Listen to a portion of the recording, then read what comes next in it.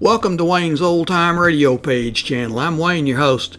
These programs are brought to you by support of our listeners. You can give your support at Patreon or PayPal, either one. There's clickable links in the description below. Thanks for your support and enjoy the shows. If you'd like for me to get you a shout out, there's a link to PayPal in the description below. Leave us a donation. We'll get it up here for you. Just tell us who you want it to. You, a friend, a girlfriend, a wife, spouse, whatever. And we'll get it up here. Pat Novak, or higher.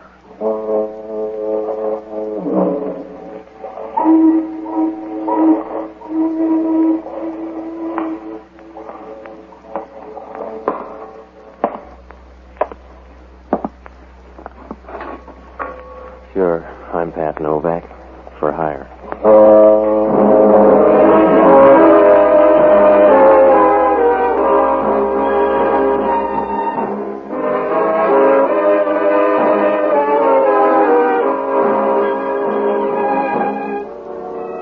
That's what the sign out in front of my office says. Pat Novak, for hire. Down on the waterfront in San Francisco, you don't get prizes for being subtle. If you want to make a living down here, you got to get your hand in the till any way you can. You rob Peter to pay Paul, and then you put it on the cup. Oh, I rent boats and tell a few white lies if the price is right. It's a happy life, if you don't mind looking up at a headstone, because sooner or later you draw trouble a size too big. I found that out Tuesday night. It was raining, and the street was as deserted as a warm bottle of beer. It must have been about 11 o'clock when I came out of the office and started down the waterfront. As I got near the corner, I stopped. An old man stepped out of the darkness and started across the street. It was a short trip because a car started up down the street, and the old man couldn't have made it with a pocket full of aces.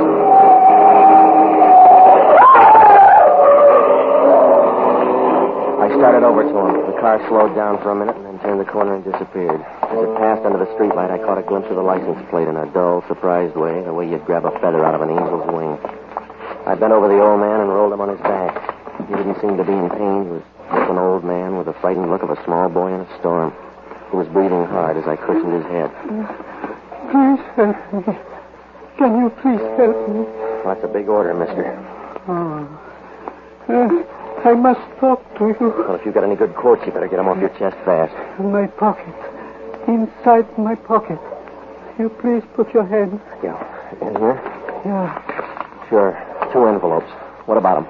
One is money for you. You have the other one? So far. The other one. Please keep sealed. And you will give it to John St. John? John St. John. Yeah. Well, where's he live? You don't understand. It's not... I want to tell you. You don't understand. He was right on that one. I didn't understand a thing, except he slipped out of my arms and stopped paying taxes. I dragged him over the side, and I went through his stuff. There was nothing there. No identification. Just a card with an address out on Haight Street. I opened the envelope, and $300 tumbled into my breast pocket. The other one was sealed. There was no name on it, but up in the corner there was some kind of marking. It looked like 2 crosses spliced together. There wasn't anything I could do for him except pray, and I owe some back dues, so I went back to my office and called police headquarters. I told them where the old man was, and then I checked in the phone book. There was no John St. John listed. Well, it wasn't going to be easy to find him, and I only had 2 leads, that license number and the address on Haight Street. So I looked up the only honest guy I know, an ex-doctor and a boozer by the name of Jocko Madigan. A good guy, but to him a hangover is the price of being sober. I finally found him singing in a Mason Street bar.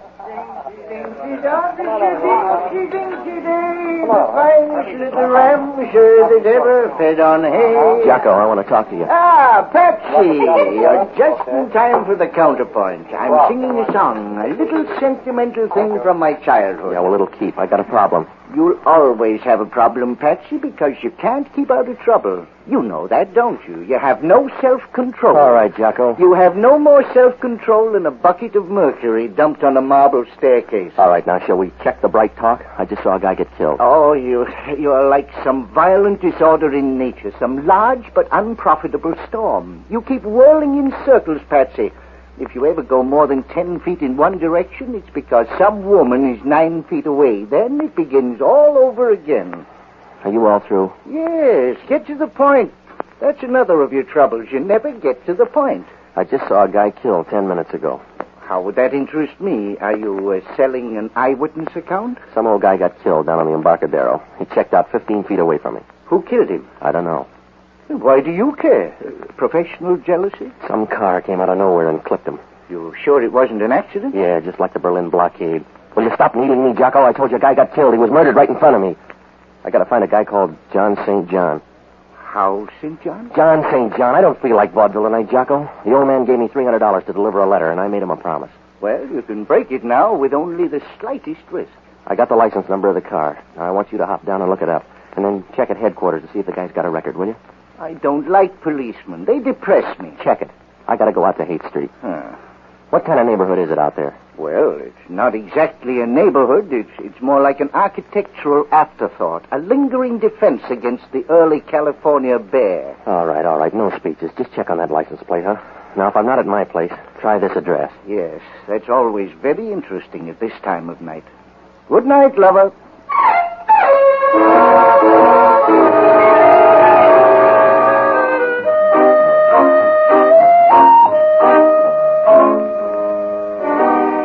Jocko was right about the neighborhood. When I left him, I doubled by my place and left the envelope. I put it inside another envelope and stashed it behind some books, and then I headed out to look up John St. John. Oh, it must have been about midnight when I got there, and it was the kind of a neighborhood where a for rent sign reads like a ransom note. I found the place, though. It was an old rooming house, a third-floor apartment. I knocked at the door, and when she opened it, I knew it was time to wire home for money. A tall, blonde blister with lots of Fahrenheit. She stood there leaning against the door, smiling, looking at you as if you had gold-plated muscles. It gave you a weak feeling where your dinner ought to be. And her voice came right out of the oven. Well, you're that kind of lady. Yeah, I'm looking for a guy named John St. John. Oh? Won't you come into my cobweb? Sure. For a spider, you're nice and chubby. Wow. I'm a Spider-Man. My name's Lee Norton. You want to write it down? I'm Pat Novak. I'm looking for a guy named John St. John. You seem to be running a temperature on the subject. Sit down. Yeah, the couch will do. I'll bet you carry rainy nights in your pocket. All right, now let's get out of the woods, Angel. I'm looking for a guy. I know you're wearing out the past. I don't know a John St. John. A dead man was carrying around your address. He was? That seems rather futile. Yeah, an old guy about 60. He got killed crossing the street. He should have had a Boy Scout then. I don't know anything about him, Mr. Novak. Despite occasional temptations, I don't collect 60-year-old men. Well, he was looking around your address. Why? I don't know. Maybe he admired me from afar, like a sunset or something. No, he stopped admiring sunsets about 20 years ago. I see.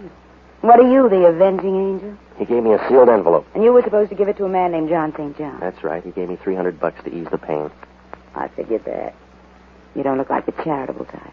He was a nice old guy, so I'm going to find his boy. Maybe I could help you. Well, you got a clear, fast track. Let's see you go. Well, I told you I don't know John St. John, but I'll do this much. Yeah, I know. You're going to be big-hearted and offer to take that letter just in case you ever meet someone named John St. John. What? You brought along your crystal ball. Your hand's shaking, baby. Maybe it's the wind. You better hold it. You need a handrail, friend. Yeah? What are your plans? I'm open-minded about it. You're a nice Spider-Man. Yeah. The wind's getting a little worse, isn't it? Yeah. Wish you'd act a little more surprised, though. I'm not. When I walked in, I could see you had both arms broken. Did you pay the rent this month? Keep the kettle on. I'll only be a moment. Hello, Lee. If we're early, just give us a magazine. No, come on in. Well, just enough for some bread. You're right. You were only gone for a moment. Who are your friends? Well, now, don't sulk. Did they lock the manhole before they left home? His name's Novak. Yeah? That's a pretty name. It don't rhyme with anything, but it's pretty, huh, Joe? Yeah, it's all right. Let's have the letter, Novak. You got hold of a bad rumor, fella. The one I got's good. Let's have it. I don't want to strain your mind, Junior, but try to understand. I don't have a letter. Ask him again. Go on home, mister. You're not going to get anything out of me except a small tip. Now, if you're a good boy, I'll give you a nickel for your friend, too. All right, Joe. Hold him up. Yeah, just a minute. He's got a head of hair. Hold him up. All right, Mike, that's enough. That's enough. All right, baby. Don't look so sorry you can't have everything. It's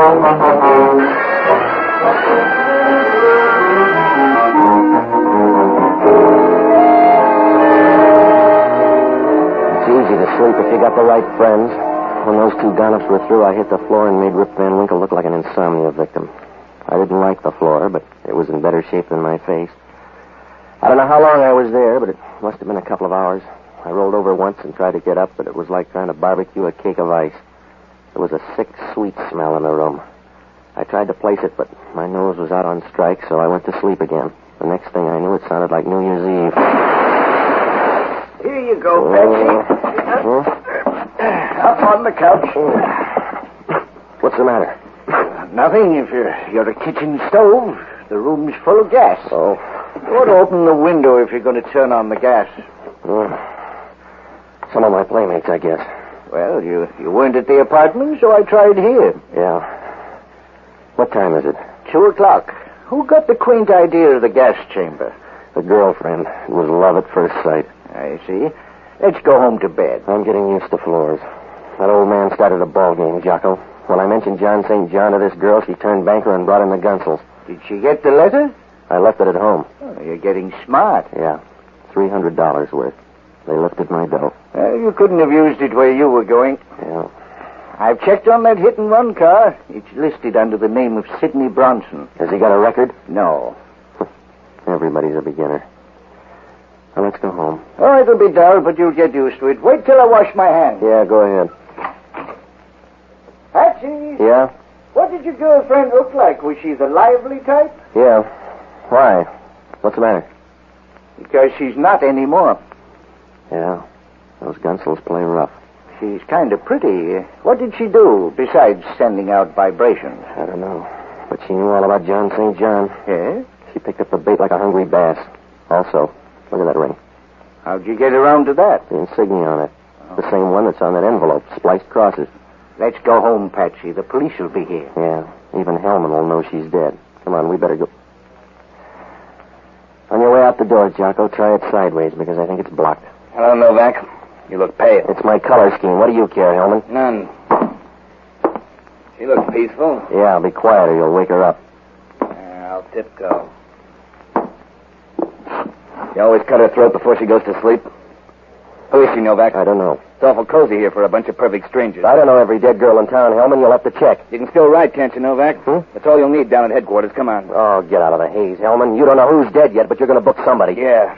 What are you doing up here, appraising the joint? I came up to find a guy named John St. John. She doesn't look like a guy named John St. John. She was my lead. I came up here to smell out a rat. She had a half Nelson on me when two Gunsels walked in. They came up to fix the gas meter, I think. You stay out of this. I'll make every effort. Now, if you're smart, you'll fingerprint this place, Hellman. These boys were cute. They've been in somebody's jail. I'll handle my job. You stick to murder. You'll go a long way to pin this on me, Hellman. I can go a long way, Novak. Not with what you got to drag. We get a call in the middle of the night. Come up here and find you standing over a dead girl. That's right. And you want me to sprinkle powder all over. Back up and take a better look, Novak. Oh, the view's fine, Hellman, and if you'll take a good look, you'll know why. You haven't got anything to give the DA except a slim lead and a fat hand. You're going to need help. Not on this one. You'd need help to find the street. Come on back to center, Hellman. Even with both hands, you couldn't Yeah? Forget it. So take the medicine like a good boy. I'm not going to walk out and let the two of you tour the town. I'm going to book one or both of you on a murder charge. All right. Book Jocko here, then. I love you in a generous mood. You got a string, then, Hellman. Somebody's got to find John St. John. Who's going to find Jocko? Don't stop worrying. I'll bail you out. You haven't got the right size heart, Novak. You'll let him die on the vine. Hellman, sometimes you're guilty of unexpected wisdom. I know it's reflex action, but it's consoling anyway. I want you, Novak. I want you bad. I'll take this guy as a down payment, but I'm going to close out with you. Remember that. I will. All right. Come on, mister. Wait a minute. Patsy, you're not going to let him lug me off like this. What else can I do? The guy likes you.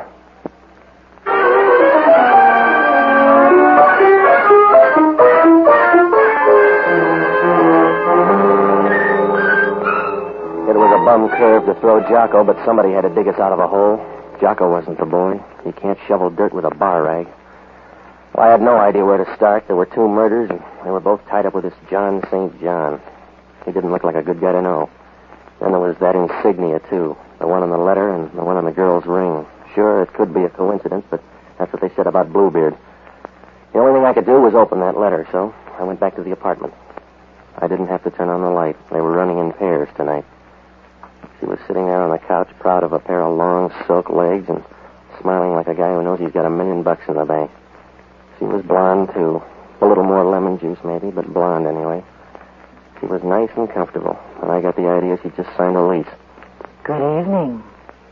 How do you do? Not very well so far. A sly remark, Mr. Novak? No, I'm just bringing you up to date. Your girlfriend's dead. Yes? Yeah. The gas jet's out in the kitchen. It is? I think that's supposed to be mysterious. You clear it up, then. Find a name for yourself and a reason why you picked out my furniture. Oh? Do you mind my being here? I just want to know your name before I throw you out in the hall. Mr. Novak, I'll bet you're awfully slow when it comes to throwing somebody out in the hall. Not if they can bounce as well as I figure you can. When you do throw me out, throw the letter out, too. All right, now, I've already had a dress rehearsal. The answer's no. Well, at least I know where you stand.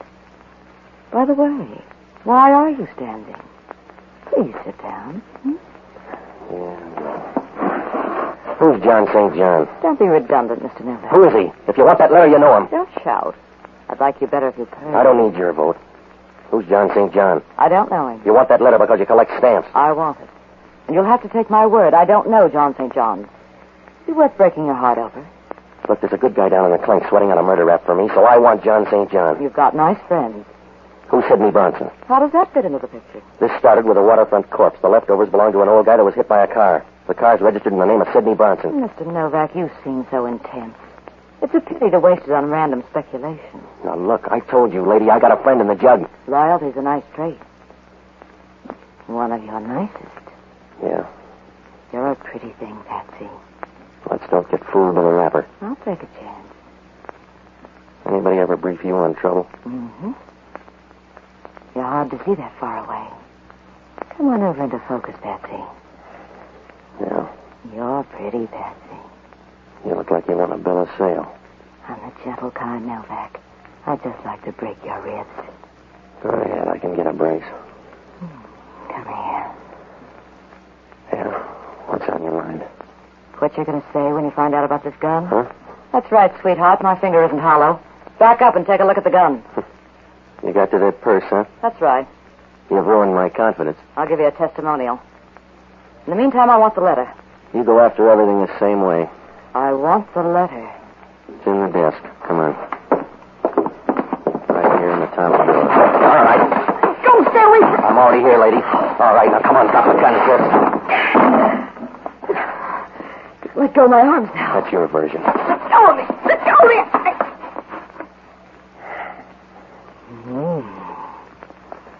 What was that for? A little something in the house. Now beat it.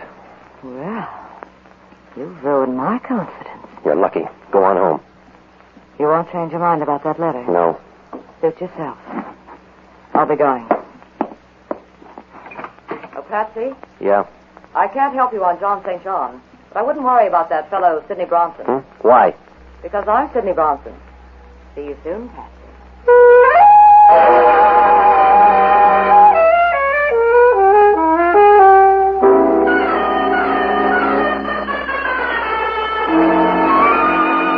I let that one sink in for a minute, but it got about as far as my brain and ran out of gas. She wasn't driving that murder car. Otherwise, she wouldn't get that talkie. It began to look like a big, fat, well-fed double-cross, and John St. John was holding up his end. I had to find out what was in that letter, so I made tracks for the bookcase. All I could do was browse because the letter was gone. Whoever took it didn't even leave a tip. I thought of the girl, but that didn't make sense. And I thought of John St. John. That made lots of sense. Things didn't look rosy for me or Jocko. I was about to buy a file and bake a cake when the phone rang. Yeah. Hello, Novak. Oh, Hellman. The coroner got a report on that dead girl. She died at 12:30. That's pretty close. What's he got, a stopwatch? 15 minutes either way. Those fingerprints panned out, too. Yeah? A couple of L.A. strong-arm men. Well, that's new for L.A. You got a call out? We already picked them up. Your favorite's named Welcome Danglers. I could make a joke. I already got one. They're set up with a perfect alibi for 12:30. That means I killed the girl. Nobody's arguing.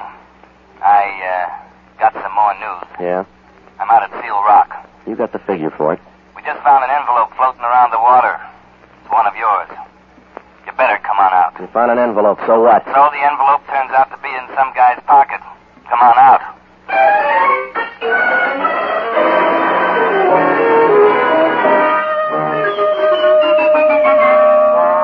Well, that only meant one thing. Whoever took that envelope out of my place got popular. It was getting late, so I grabbed a cab and rode out to the beach. When I got there, Hellman was standing down near the water. He had Jocko with him. The surf was rolling in, and Jocko wasn't much better. Hello, Patsy. Hiya, Jocko. How's jail? Dry. Thanks for coming, Novak. You're sweet. Where's the envelope? Here. Yeah, it's the same one.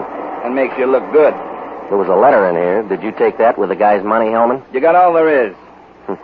This guy on the beach is the third one. It's my opinion the case will solve itself. We're running out of people.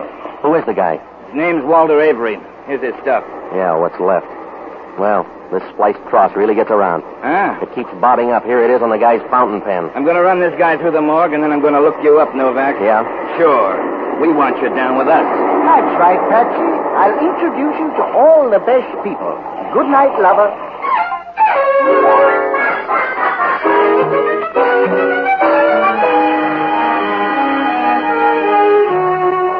Well, it was close to 5, so I tagged by my place for some sleep. I tossed around like a fish on the living room rug. Hellman called about 9 to throw more dust in my eyes. He said one of the airlines had a passenger to Portland named Walter Avery. Just to make it tough, the guy made the 12 o'clock plane and got off at Portland. Well, I had left field all to myself. I got dressed and looked up Sidney Bronson's number. There was no answer, so I went over. The place was locked, and I looked up the janitor. He wasn't going to let me in, but it turned out his wife had a birthday coming up. Sidney's apartment was real high-powered. I don't know where she got the dough, but I knew I wasn't going to find a tin cup and pencil. What I found was lots better. A card with that same insignia, the spliced cross. The card said Bellcrest Sanitarium, and down in the corner there was a guy's name, Dr. Emil Schoenig, psychiatrist. Vienna without the waltz. The Bellcrest Sanitarium was down near San Carlos, so I borrowed a new Nash from a guy I know and headed down that way. Everything was fine until I got in the front door. They didn't even let me register.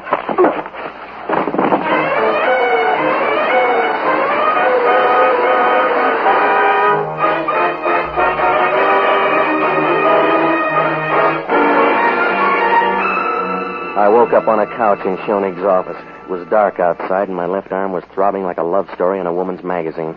The radiator sitting next to me was Sidney. You're a deep sleeper. I think I got some help. What happened to my arm? Hypodermic. You only need one arm anyway. In your case, I need a spare. Who did it? Dr. Schoenig. He's a darling boy. Where is he? Out on the phone trying to figure out what to do with you. What's that make me, a patient? That's one way of putting it. You made things easy. We were coming to you for the letter. You want to try that over again? We were on our way when you stumbled in. You're wrong, Sid. Somebody's giving you a fast pitch. That letter was gone when you were up at my place. I don't want a bum rib, Patsy. I want that letter. You're trailing the field, Angel. I told you the letter's gone. A guy by the name of Walter Avery took it out of my place. Walter Avery? That's right, and somebody thanked him. They found him this morning making like a dead seal. Walter Avery left for Portland last night. A plant, sweetheart. You better read up on your friends. Yeah. Thanks, Patsy. I told you to watch him, Sid. You had more shots. What's the difference? None, I suppose. Why don't you mix us a drink while I talk to Mr. Novak? I'll be right with you.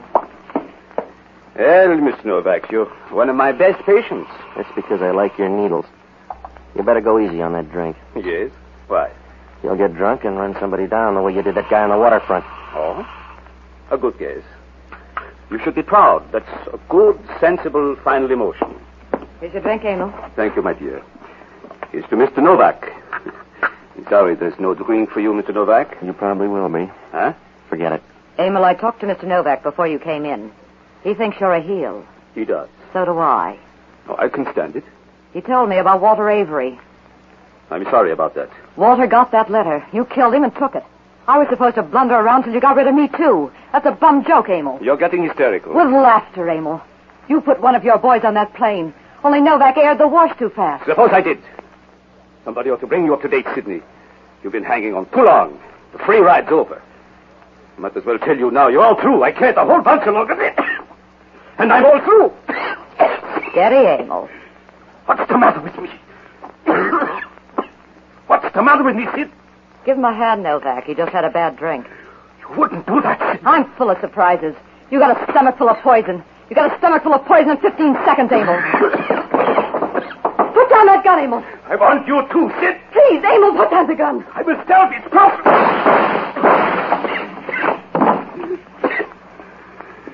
It's happened kind of fast for one of us.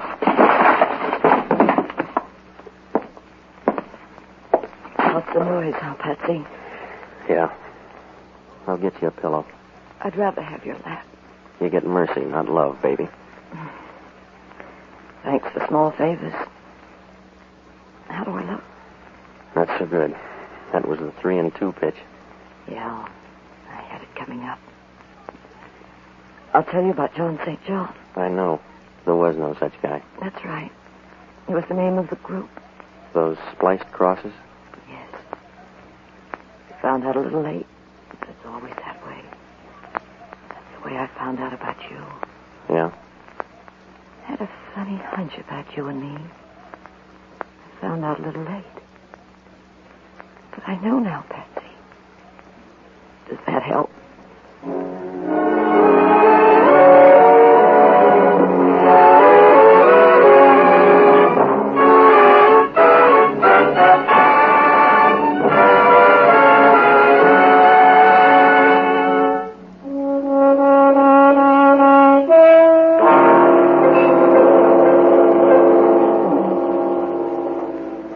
St. John was the name of an organization buying and selling government information. That old man tried to tell me, but he checked out too fast. I began to figure something like that when those spliced crosses started showing up. Schoenig killed the old man in Sidney's car. He couldn't stop because I was around. The two girls and Walter Avery were both in on the deal. Schoenig knew who I was when he saw me go into my office. He tailed me to my place and left Avery there to look for the letter. He killed that girl up in the rooming house, and then he found out she didn't have the letter. When Avery showed up, he took it away from him and threw him to the fish. Schoenig was trying to shake Sidney by sending her up to my place after he had the letter. The scheme went haywire when I showed up at the sanitarium. He was trying to work himself out of that one when the payoff came. John St. John? Yeah, right from the start, Jocko said he was either dead or in the state pen, because anybody with a name like John St. John would have killed his parents as soon as he got old enough to find out about it. Worked out all right. I found the letter out at Schoenig's place. There were some plans for guided missiles and a few other trifles. Well, Hellman asked only one question. How come Schoenig didn't kill me before I could talk to the girl? Well, it's always that way with a guy who commits murder. Either he goes too far or he doesn't go far enough.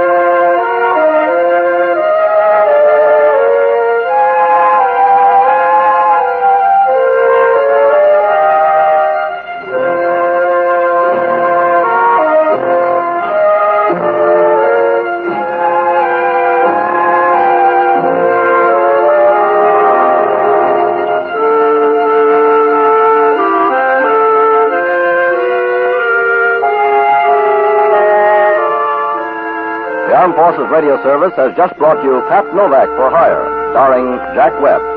Pat Novak is produced by William P. Russo. Jocko Madigan is played by Tudor Owen. Inspector Hellman is played by Raymond Burr.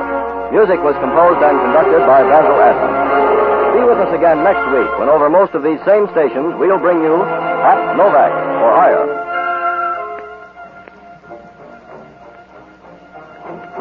Pat Novak for Hire was previously released by ABC, the American Broadcasting Company, for listeners in the United States, and rebroadcast for our men and women overseas. This is the United States Armed Forces Radio Service, the voice of information and education.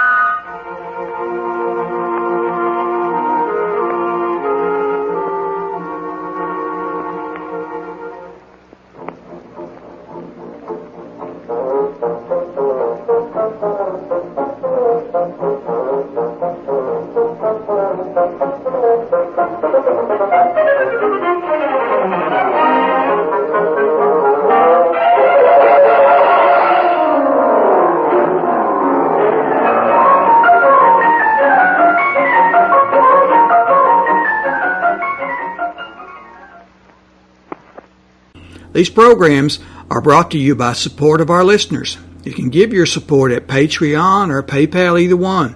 There's clickable links in the description below. Thanks for your support and enjoy the shows.